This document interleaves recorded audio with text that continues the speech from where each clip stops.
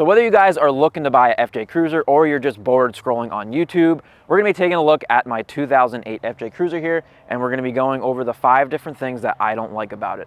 I'm Corey, and this is Yota Expedition. And before anyone goes down in the comments and says, oh, you shouldn't have bought it if you didn't like those things, it doesn't really matter what you drive. Everyone has something that they hate about their car.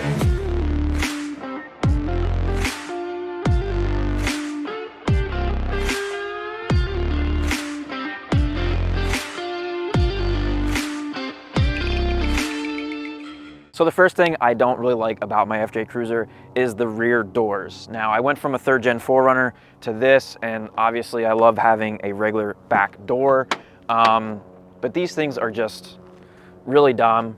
To open it, you have to reach inside, and if you have someone sitting in the back, they can't even close the door from sitting there. You almost have to shut, like if there's a passenger in the passenger seat, they have to shut the door for them, because from in the back seat, it's almost impossible. You have to like dislocate your elbow to get the door shut.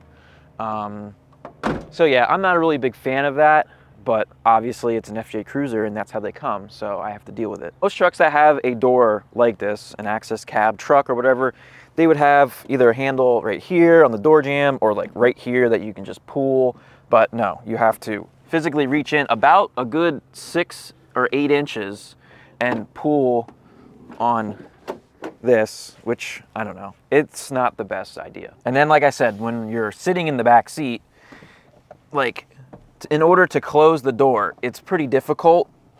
I mean, because when you open the door is almost falling off and all of the weight is facing outward. So when you try to close the door is fighting against you because it wants to stay open. It doesn't make it easy to close. So the second thing I hate about my FJ Cruiser is another door, the back one. So unlike a 4Runner, if you put something large in the back and say it has to stick out a couple inches, I almost just busted my shin on that thing.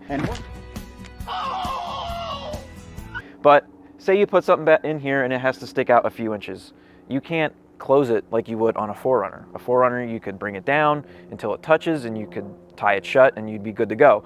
Well, with this, you don't have a whole lot of cargo space back here, and say you want to put something big, you can't close the door and you can't drive down the road with it looking like this, the rear window. So if you want to open it, you have to use the key. There's no switch inside. There's been plenty of times where I've started my truck and I'm like, shit, I want to open the back window. I have to get out, well, take the key out, get out, walk around and open it. So it's kind of very inconvenient. It's also not a power back window, which would be nice. There's plenty of room in this for the window to go down into. But yeah, a button inside to hit and be able to pop this thing open would be nice. So the third thing I don't like about my FJ Cruiser is I don't have a traction control button. I can't turn it off. And I've already had issues where I was trying to go up a snowy hill in 2-wheel drive and the thing was just didn't want to go anywhere. I feel like the traction control does more harm than good if you know how to drive. So in order to shut it off, you have to literally get out, pop the hood, and unplug the module for it, which I don't want to do that when it's snowing outside. I don't want to have to pull over and pop the hood and get out and unplug something. I'd like to just hit a button. I know the newer FJ Cruisers have a button so you can shut it off.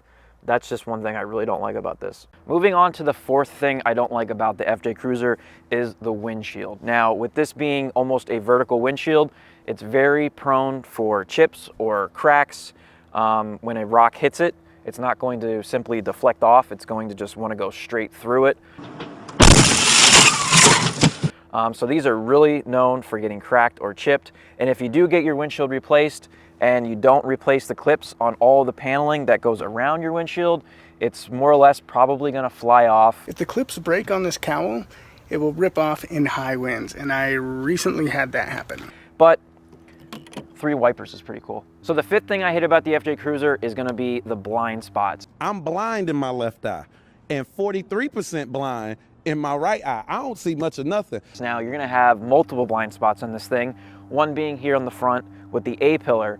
And before you say anything, the snorkel, you can't even see it from the inside of the vehicle, so that's not an issue here. But you have a very wide A-pillar and a wide mirror. You have only a few inches here in between the two to be able to see and it gets to be a little bit difficult sometimes depending on what you're trying to do. And then over on the back of the vehicle, you have this very big pillar.